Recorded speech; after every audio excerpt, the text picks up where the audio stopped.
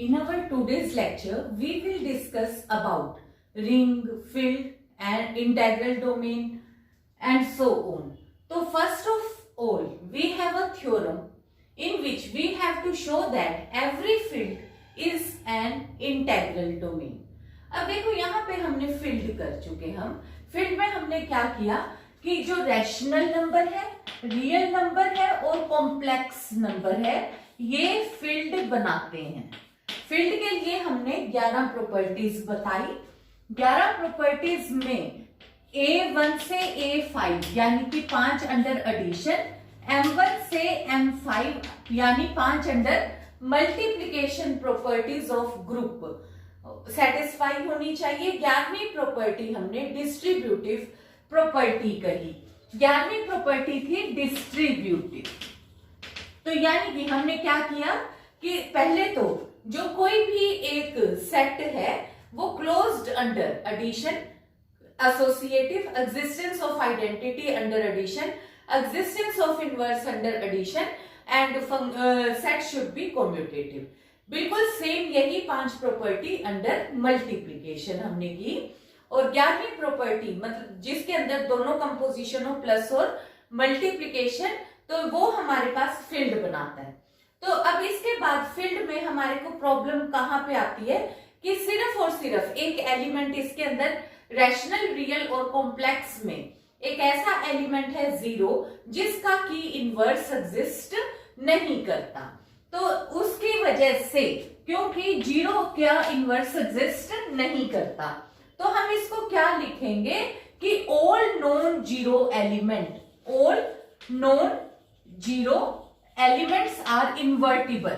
ठीक है, तो क्योंकि हमारे पास वैसे तो ये होता है कि हर एक एलिमेंट का ही इनवर्स एग्जिस्ट होना चाहिए, 0 को हम छोड़ नहीं सकते क्योंकि 0 एडिटिव आइडेंटिटी होता है। तो इस करके हमें 0 को इंक्लूड करके चलना है, पर हम वहां पे जब इनवर्स करेंगे तो इनवर्स मल्टीप्लिकेटिव इनवर्स, तो वहां हम मेंशन कर देंगे कि ऑल नोन 0 एलिमेंट्स ऑफ जो भी सेट है रैशनल, रियल या कॉम्प्लेक्स में, उनका हर एक एलिमेंट का मल्टीप्लिकेटिव इनवर्स एग्जिस्ट करता है। तो उसमें हम एक्सेप्ट 0 वहां पे ये चीज मेंशन कर देंगे। तो अब हमें फील्ड की 11 प्रॉपर्टीज पता है। हमें अब फिर हम आ जाते हैं इंटेग्रल डोमेन। इंटेग्रल डोमेन में क्या होता है कि वो रिंग होना चाहिए, और रिंग में कंडीशन क्या है कि विदाउट 0 डिवाइजर होना चाहिए। अगर कोई भी कम्यूटेटिव रिंग विदाउट 0 डिवाइजर है तो वो हमारे पास इंटेग्रल डोमेन बन जाता है। तो हमारे को पता है कि जो फील्ड है वो कम्यूटेटिव रिंग तो होता ही है और विद यूनिटी होता है, उसमें आइडेंटिटी एलिमेंट भी होता है क्योंकि मल्टीप्लिकेटिव आइडेंटिटी रिंग के अंदर एग्जिस्ट करती है। तो अगर मुझे यहाँ पे ये शो करना है कि हर एक फील्ड एक इंटेग्रल डोमेन है, तो मेरे को सिर्फ ये शो करना सफिशिएंट है कि इस फील्ड के अंदर कोई भी 0 डिवाइजर नहीं है। तो इस पर्पस के लिए मैंने क्या किया, मैंने कंसीडर कर लिया कि F कोई एक फील्ड है, फील्ड के 2 एलिमेंट मान लिए A और B जो कि फील्ड के अंदर बिलोंग करते थे, such that A is not equal to 0। A मैंने नॉन 0 एलिमेंट ले लिया और 2 एलिमेंट्स की product AB is equal to 0 ले ली। अगर AB की वैल्यू, अब A क्योंकि 0 नहीं है और फील्ड के अंदर बिलोंग करता है और मुझे पता है कि जो फील्ड है वो यूनिट है, मतलब क्योंकि उसमें आइडेंटिटी एग्जिस्ट करती है। और दूसरा कहने का मतलब ये भी हुआ कि हर एक एलिमेंट का मल्टीप्लिकेटिव इनवर्स एग्जिस्ट करता है, क्योंकि रैशनल, रियल और कॉम्प्लेक्स इसी करके हमारे पास इन्वर्टिबल है, क्योंकि हर एक एलिमेंट का इनवर्स एग्जिस्ट करता है एक्सेप्ट 0, तो ही ये हमारे पास, और उसी को हम यूनिट बोलते हैं। तो ये अपने पास मतलब क्या हुआ कि एवरी एलिमेंट इज इन्वर्टिबल। तो हर एक एलिमेंट इन्वर्टिबल है तो विद यूनिट है, तो यहाँ पे अपने पास फिर वैल्यू क्या हो गई, and hence A inverse exist करेगा हमारे पास फील्ड के अंदर।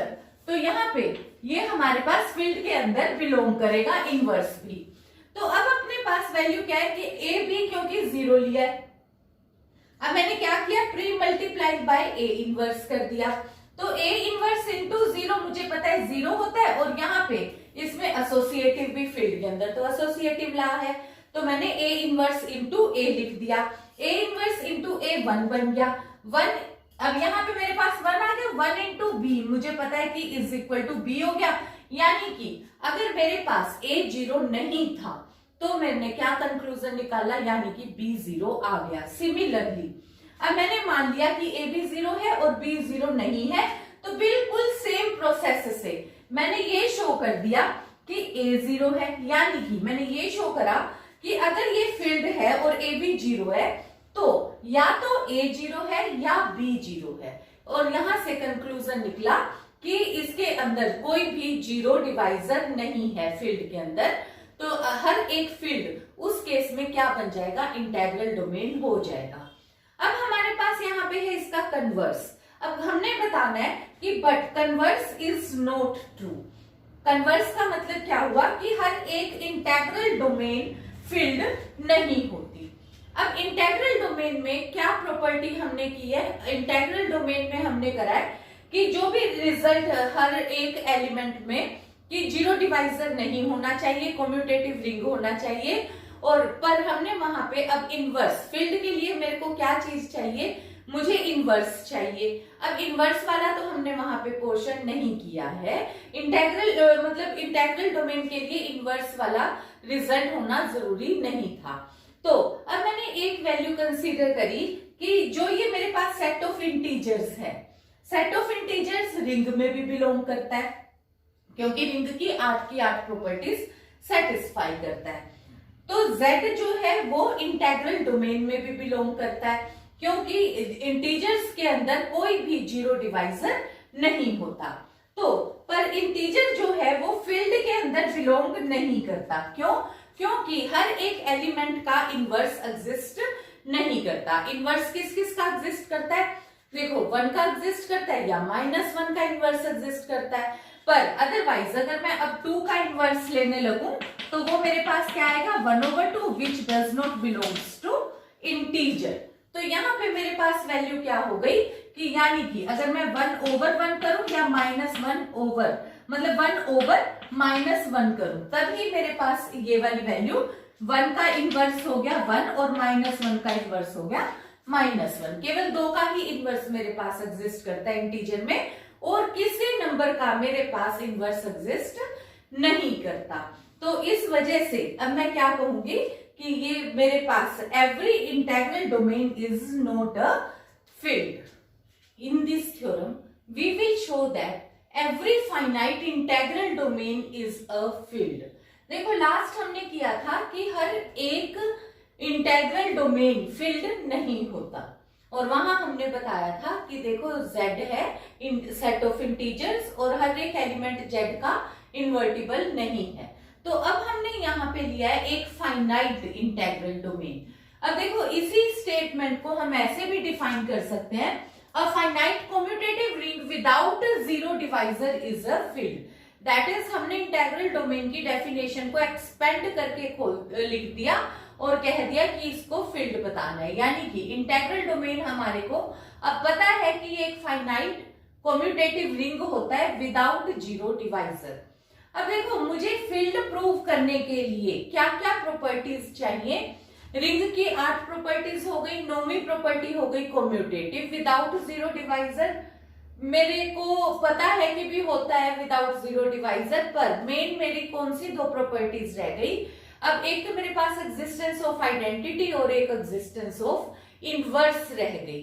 यानी कि मैं अगर ये शो कर दूं कि मेरा जो इंटेग्रल डोमेन है वो एग्जिस्टेंस आइडेंटिटी को भी कंटेन करता है और हर एक एलिमेंट का इनवर्स भी एग्जिस्ट करता है, तो मेरे पास रिजल्ट प्रूव हो जाएगा। तो अब यहाँ पे हमारे को कहा हुआ है फाइनाइट।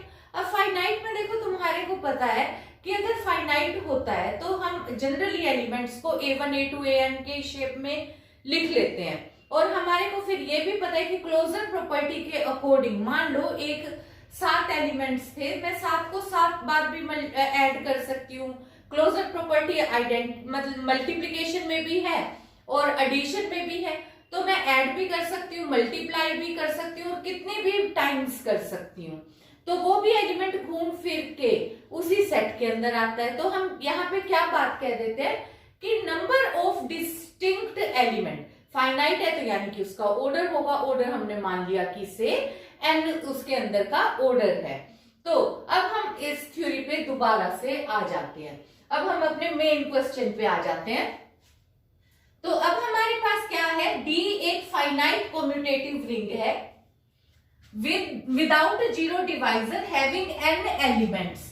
वो एन एलिमेंट्स हमने क्योंकि फाइनाइट होने करके A1 A2 AN कंसीडर कर लिए, और हमारे को प्रूव करना है फील्ड है, तो हम ये शो करेंगे कि एक तो आइडेंटिटी एलिमेंट बिलोंग करता है D में, और such that 1 into A should be equal to A for all A belongs to D, और हम एक ये शो करेंगे कि कोई एक एलिमेंट B बिलोंग करता है D के अंदर और A की वैल्यू 0 नहीं है, तो B A should be equal to identity. मतलब क्या हुआ कि हर एक एलिमेंट का इनवर्स एग्जिस्ट करता होना चाहिए, क्योंकि ये तुम्हारे को पता है कि कम्यूटेटिव है, तो A B is equal to 1 is equal to, ठीक है, तो ये इनवर्स के लिए हमने किया है। तो अब अपने पास यहाँ पे क्या आ गया कि हमने कंसीडर किया कि ए कोई एक वैल्यू है जो कि डोमेन में ही, इंटेग्रल डोमेन में बिलोंग करती है, और वो वैल्यू 0 नहीं है। अगर वो इंटेग्रल डोमेन में बिलोंग करती है तो मैंने उस एक एलिमेंट का, है तो वही 1 से लेके A1 से AN के बीच का ही कोई एलिमेंट है A, वो मैंने कोई उसका नाम अलग से A कह दिया, तो वो मैंने उसके साथ सारे सबकी प्रोडक्ट कर दी A1 से AN, और अभी भी मैं कह रही हूं कि ये सारे के सारे डिस्टिंक्ट हैं। अब ये डिस्टिंक्ट होने में मेरे पास क्या हुआ कि मैंने कंसीडर कर लिया कि अगर ऐसा नहीं है कि ये डिस्टिंक्ट नहीं है, तो उसमें हो जाएगा A into AI will be equal to AJ where AI is not equal to AJ, यानी कि ये हमने अलग अलग दो एलिमेंट्स लिए हैं, उनको मल्टीप्लाई किया A से, तो रिजल्ट सेम आया।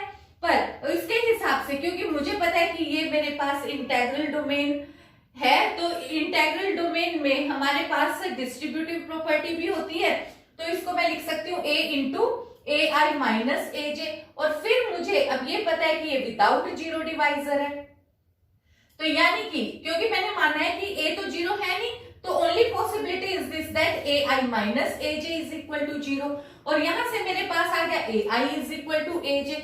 ये तो मेरे पास कंट्राडिक्शन हो गई, क्योंकि I तो J के इक्वल है नहीं, तो इसका मतलब हमारे पास ये हुआ कि इस प्रोडक्ट में से कोई भी, so one of the element will be equal to A, तो इसमें कोई भी एक एलिमेंट मेरे पास A जरूर बन जाएगा इस प्रोडक्ट का। फिर अब मैंने यहां से क्या ले लिया कि मैंने फिर कह दिया कि से कोई यहाँ पे एक और एलिमेंट इसी ग्रुप में एग्जिस्ट करता है, से C belongs to D such that, तो अब मैं क्या शो करूंगी कि A into C is equal to A is equal to CA, क्योंकि D कम्यूटेटिव है इसलिए AC लिखा, तो CA भी मैंने साथ लिख लिया। तो हमारे को शो क्या करना है कि इसका मतलब है कि C इसकी मल्टीप्लिकेटिव आइडेंटिटी है, यानी मैं ये चीज शो करना चाहती हूँ। तो मल्टीप्लिकेटिव आइडेंटिटी शो करने के लिए मैंने फिर एक एलिमेंट और कोई ले लिया, Y बिलोंग्स टू D, तो वो भी हमारे पास D के अंदर का एलिमेंट है, क्योंकि फाइनाइट सेट है, फाइनाइट सेट में होंगे तो चाहे जो भी वैल्यू हमने ली, चाहे A चाहे C चाहे X Y और चाहे प्रोडक्ट, वो सारे के सारे होंगे उसी सेट के अंदर के एलिमेंट्स। तो मैंने एक Y एलिमेंट लिया जो D के अंदर बिलोंग करता है, तो किसी एक और एलिमेंट X के लिए जो कि D के अंदर बिलोंग करता था, तो AX is equal to Y is equal to XA ले लिया, क्योंकि मैंने A के साथ प्रोडक्ट ली है। तो यहाँ पे वैल्यू मेरे पास क्या आ गई, जब मैंने C और Y की प्रोडक्ट ली, तो देखो अब ये C Y है, Y मैंने किसके इक्वल लिया हुआ है, AX के इक्वल लिया हुआ है, CA मैंने किसके इक्वल लिया हुआ है, CA will be equal to A, तो यहां से मेरे पास क्या हो गया, AX आ गया, यानी कि CY is equal to AX आ गया। अब AX फिर से मेरे पास किसके इक्वल है, Y के, और इसी तरीके से जो वैल्यू CY है, क्योंकि कम्यूटेटिव लॉ होल्ड करता है, उसी को मैं लिख सकती हूँ Y इंटू C। तो इसका मतलब मेरे पास क्या हुआ कि यानी कि Y का एक आइडेंटिटी एलिमेंट C एग्जिस्ट करता है, तो ये वाली value AC is equal to A is equal to CA हो गया, उधर से CY is equal to Y is equal to CA हो गया। तो इसका मतलब हो गया कि जो C है वो यूनिट एलिमेंट है रिंग D का, and let us denote it by 1। तो इसका मतलब हो गया कि 1 जो है वो मेरी इंटेग्रल डोमेन में बिलोंग करती है। अब देखो 1 मेरी इंटेग्रल डोमेन डी में बिलोंग करती है, तो यानी कि इसका मतलब हो गया इस प्रोडक्ट में से कोई एलिमेंट मेरा 1 के इक्वल है। अगर कोई एलिमेंट 1 के इक्वल है, ये तो मेरे पास केवल और केवल तभी हो सकता है, यानी कि 2 एलिमेंट्स थे, एक इनमें से कोई मैंने एक एलिमेंट मान लिया, इनका प्रोडक्ट ए बी मान लिया कि such that b belongs to d, तो A B is equal to 1 is equal to b a हो गया मेरे पास।